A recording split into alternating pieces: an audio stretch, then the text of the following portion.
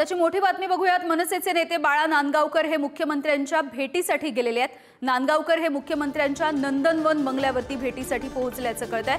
पंढरपूर भागामधल्या नगरपालिकेचा दवाखाना सुरू करण्याच्या संदर्भात ही भेट असल्याचं कळतंय।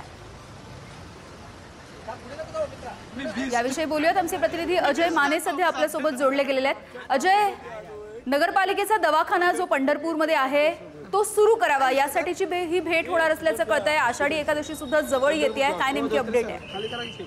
नम्रता, जाताना बाळा नांदगावकर हेच म्हणून गेलेले आहेत की ज्यांनी या संपूर्ण मुद्द्यात की आता पंढरपूरमध्ये अनेक भाविक भक्तगण जे तो दाखवलेला आणि त्यांचा काळजीपोटी नगरपालिकेचा दवाखाना सुरू करण्यात यावा या अनुषंगाने ही भेट आहे। मागच्या 3 वर्षापासून नगरपालिकेचा दवाखाना बंद आहे, पण हा अगदी धन्यवाद अजय या सगळ्या माहितीसाठी।